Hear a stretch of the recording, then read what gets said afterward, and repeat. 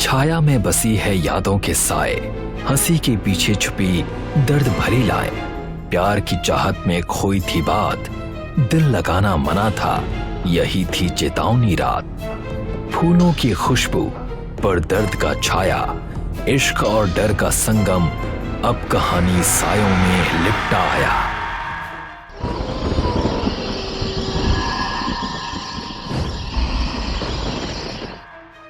तीन साल पहले पंकज अपना साइकिल बहुत खुश होकर चला रहा है। साइकिल की टोकरी गुलाबों से भरी हुई है।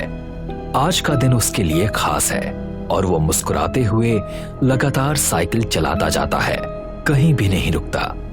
पंकज अनाथालय के दरवाजे तक पहुंचता है। वो साइकिल को दीवार के पास खड़ा करता है और अपने कपड़े सीधे करता है।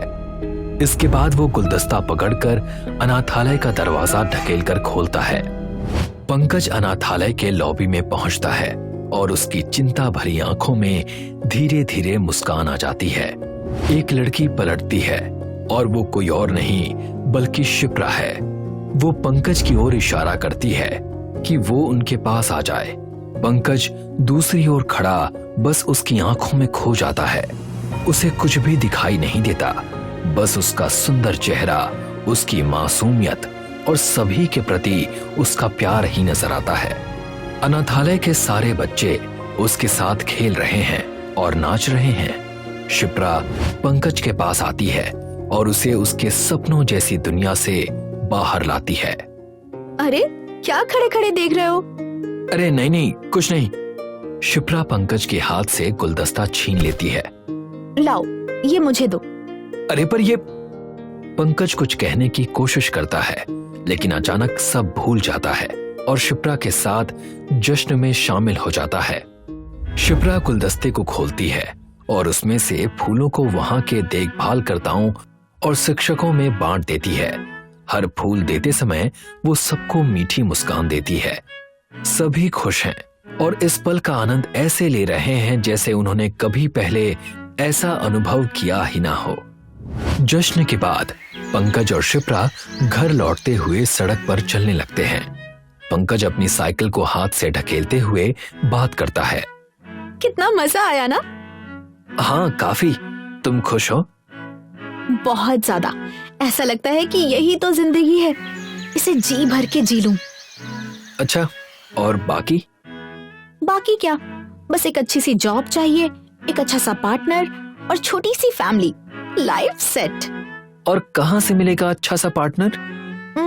सोचूंगी, अभी तो पता नहीं। मुझे पता है। क्या? पंकज अपनी जेब से एक गुलाब निकालता है और शिप्रा को देता है। शिप्रा मुस्कुराती है जैसे उसे पता हो कि क्या हो रहा है। अरे क्या, मैं सीरियस हूँ। आपकी सीरियसनेस काफी लो बजट नहीं लग रही क्या?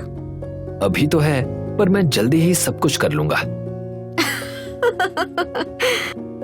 अरे हंस क्यों रही हो यार, सच कह रहा हूँ। पंकज, तुम जानते हो हम दोनों ने कैसे इसी ऑर्फनेज में अपना बचपन स्पेंड किया है।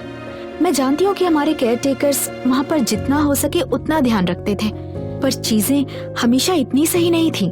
लाइफ का इतना बड़ा डिसीजन लेने से पहले मैं हम दोनों को सेटल होते हुए देखना चाहती हूँ। मतलब इट्स अ नो। मना किसने किया है? पंकज हल्की सी मुस्कान देता है।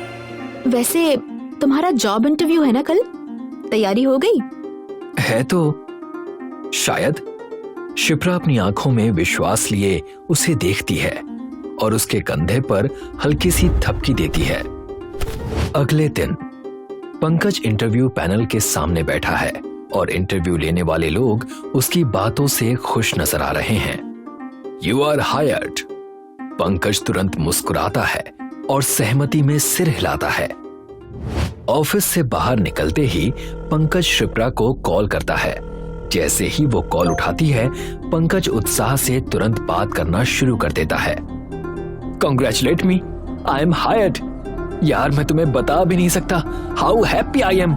तुम कहाँ हो मुझे बताओ, I will pick you up. जैसे ही वो दूसरी तरफ से कुछ सुनता है, उसका उत्साहित चेहरा धीरे धीरे उदासी में बदल जाता है। आज का दिन है। पंकज अपनी टेबल पर सोया हुआ है और उसका फोन बज रहा है। थोड़ी देर बाद उसका फोन फिर से बजता है। इस बार पंकज जाग जाता है। वो स्क्रीन की तरफ देखता है और पता चलता है कि कॉल उसका दोस्त सुजल कर रहा है। वो कॉल उठाता है। भाई क्या हो गया? मैं 3 घंटे से तुझे कॉल करने की कोशिश कर रहा हूं, आज जाना है या नहीं? पंकज कुछ नहीं बोलता और वहीं स्थिर बैठा रहता है। भाई भाई हेलो, 1 घंटे में पिकअप कर सकता है मुझे? ठीक है, मैं शार्प 1:30 बजे तक पहुंच जाऊंगा। पंकज कॉल रख देता है, उठता है और बाथरूम में चला जाता है। कुछ देर बाद पंकज फुटपाथ पर खड़ा होता है जब सुजल उसे अपने बाइक पर ले जाता है। सुजल इंजन स्टार्ट करता है और बाइक चलाता हुआ आगे बढ़ जाता है। पंकज और सुजल अस्पताल पहुंचे हैं। वो बाइक को पार्किंग एरिया में खड़ी करते हैं और अंदर चले जाते हैं। अस्पताल में पंकज सुजल के साथ बैठा होता है जबकि डॉक्टर उसकी पीठ का एक्सरे हाथ में लेकर देख रही होती है। डॉक्टर उसे रोशनी के नीचे ध्यान से जांचती है और लगता है जैसे उसे समझ में नहीं आ रहा है कि पंकज की समस्या क्या है। मैम, कुछ पता चला? आर यू श्योर आपका कोई भी एक्सीडेंट नहीं हुआ? क्या मतलब डॉक्टर? लास्ट एग्जामिनेशन में जो आपका स्पाइन कर्वेचर था, इस बार उससे भी ज्यादा हो चुका है। मैं भी ऐसा केस पहली बार ही देख रही हूँ। इसका इलाज क्या है डॉक्टर? मैं कुछ मेडिसिन और एक्सरसाइजेस बताती हूँ, आप इसे फॉलो करना स्टार्ट कर दीजिए। सुजल और पंकज एक दूसरे को देखते हैं, फिर डॉक्टर की तरफ नजर डालते हैं। शाम को पंकज और सुजल एक साधारण छोटे से होटल में बैठते हैं और सस्ता खाना खाते हैं। वो आपस में बात करते हैं। ये ले, आज का जुगाड़ तो हो गया, अब कल का पता नहीं। पंकज खोया हुआ सा लगता है। वो बस अपनी सूप को हिलाता है और खाली नजरों से घूरता रहता है। खा ले, अरे खा ले यार, तू भी क्या याद रखेगा, दोस्त हूं तेरा। थैंक्स यार। Mention not. वैसे यार एक बात बोलूं? पंकज एक निवाला लेकर खाते हुए सिर हिलाता है। तू काम करना कब स्टार्ट करेगा यार? पंकज तुरंत रुक जाता है और अब उसे चिड़चिड़ाहट होती है। देख, ऐसा नहीं है कि मुझे तुझ पर खर्च करने में कोई दिक्कत है, पर मैं तुझे ऐसे नहीं देख सकता यार। उस बात को बीते हुए अब 3 साल हो गए हैं। तू कब तक उस हादसे की सजा खुद को देता रहेगा? पंकज अपना बैग उठाता है और उसी चिड़चिड़ाहट में उसे ढूंढने लगता है। वो एक छोटा सा सोने का लॉकेट निकालता है और टेबल पर रख देता है। ये ले, इसे बेचकर पैसे ले लेना, मेरे पास अब यही बचा है। पंकज, पंकज! पंकज घर पहुंचता है, दरवाजा खोलता है और पाता है कि शिप्रा उसके बिस्तर के पास कुर्सी पर बैठी है। पंकज इस पल में पहली बार मुस्कुराता है। वो देखते ही खुश हो जाता है कि शिप्रा वहां बैठी है। हल्की सी संगीत की धुन बजने लगती है। संगीत की धुन पर पंकज शिप्रा के साथ नाचता है। ये पल गुलाबी सा लगने लगता है और दोनों पूरी तरह से एक दूसरे के प्यार में डूबे होते हैं। पंकज उसे अपने पास कसकर पकड़ लेता है, जैसे कभी छोड़ना ही ना चाहता हो। घड़ी पर नजर पड़ती है और समय रात के 2:05 हो रहे होते हैं। वो दोनों नाचते रहते हैं और बाहर खिड़की से देखने पर यह दृश्य बहुत ही शांत और खूबसूरत लगता है। ना दिल से वो यादें जाए, ना रातों को नींदें आए। आते हैं फिर ख्वाब क्यों, आते हैं क्यों ख्वाब। जो थी तेरे इश्क में डूबी, उन आँखों में तुम ले आए। आंसू बेहिसाब क्यों, आंसू बेहिसाब। खैर है यारों कम से कम जान से जाना पाए हम। खैर है यारों कम से कम जान से जाना पाए हम। इनकार के बहाने कई बार करते हमने वही लगाया दिल जहाँ दिल लगाना मना था। आखिर वही किए सजदे जहाँ सर झुकाना मना था। यूं जिंदगी बिता दी जहाँ पे एक पल बिताना मना था। यूं उस गली में रहते थे हम जहाँ रोज जाना मना था।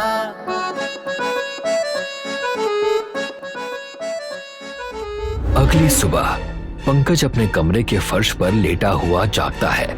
वो पसीने से भीगा हुआ है और उसकी गर्दन और सीने पर नाखूनों के निशान हैं। वो धीरे धीरे उठता है और उस कुर्सी की तरफ देखता है जहां कल रात शिप्रा बैठी थी। अब वहां सिर्फ एक गुड़िया बैठी है। पंकज की आंखों से आंसू बहने लगते हैं। वो 3 साल पहले की बातें याद करता है। इंटरव्यू के बाद जब पंकज ने शिप्रा को कॉल किया था, तब शिप्रा ने बताया था कि उसे ब्लड कैंसर है। ये सुनकर पंकज टूट गया।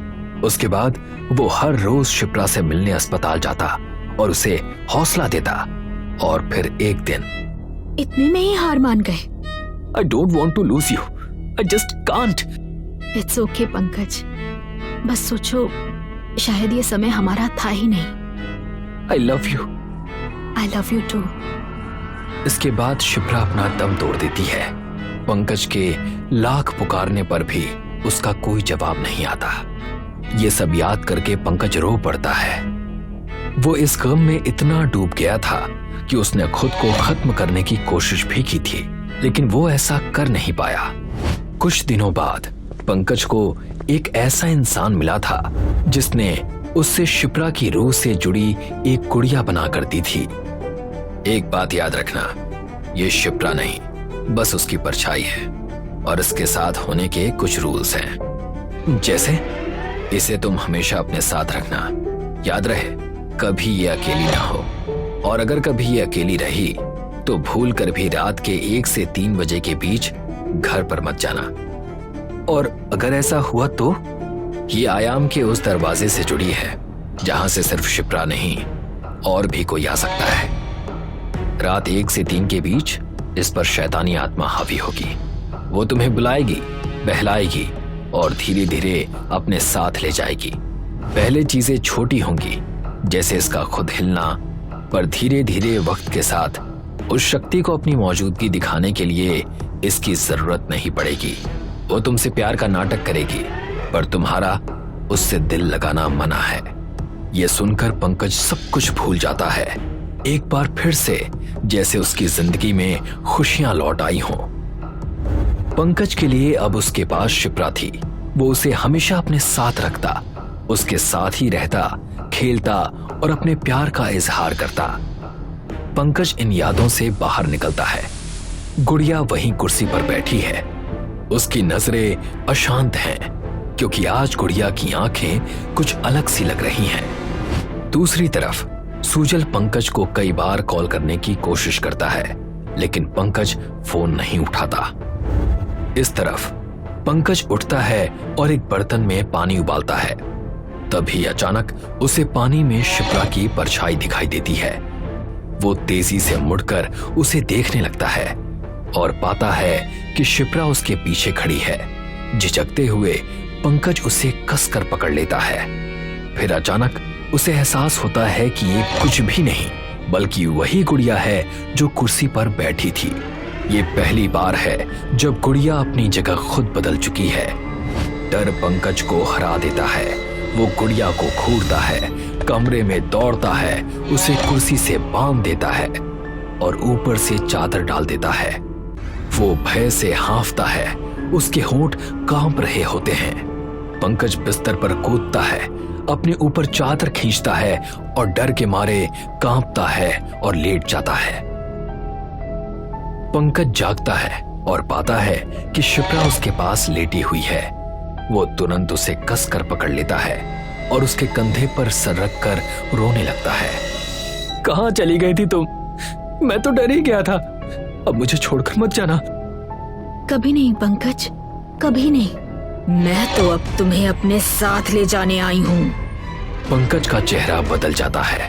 वो उसके चेहरे की ओर देखता है और महसूस करता है कि ये शिप्रा नहीं बल्कि किसी और का भूत है जो उसकी तरफ मुस्कुरा रही है। पंकज चीख पड़ता है। पंकज अपने बिस्तर पर जागता है और समझता है कि ये सिर्फ एक सपना था। वो राहत की सांस लेता है। वो दूसरी तरफ देखता है और पाता है कि शिप्रा कुर्सी पर बैठी है, उसे देख रही है। कोई शब्द नहीं, बस उसकी आंखों में प्यार भरा है। एक बार फिर से पंकज सब कुछ भूल जाता है और उसकी ओर चला जाता है। उस दिन मैंने हर वो कड़ी तोड़ दी, जिसने मुझे बचाए रखा था। मैंने अपने आप को उसके हवाले कर दिया। हर दिन, हर शाम, हर रात उसकी हो चुकी थी। मैंने वो हर चीज की जो सही नहीं थी, पर अब ये गलती मुझे खत्म कर चुकी थी। पंकज अपने कमरे में बिस्तर पर बैठा है, ऐसे रो रहा है जैसे उसने कोई अपराध कर दिया हो। उसके पास कई पोलराइड तस्वीरें पड़ी हैं जिनमें वो शिप्रा के साथ है। वो ऊपर देखता है और अपने कमरे के कोने में उसी लड़की की शैतानी आत्मा को पाता है जो दीवार से चिपकी हुई है, जैसे कोई छिपकली हो। पंकज उसे घूरता है डर से कांपते हुए, और तभी उसे गुड़िया बनाने वाले की बातें याद आती हैं। वो तुमसे प्यार का नाटक करेगी, पर तुम्हारा उससे दिल लगाना मना है। इस बार वो भूतनी उस पर झपट्टा मारती है और उसकी रूह को अपनी दुनिया में खींच ले जाती है।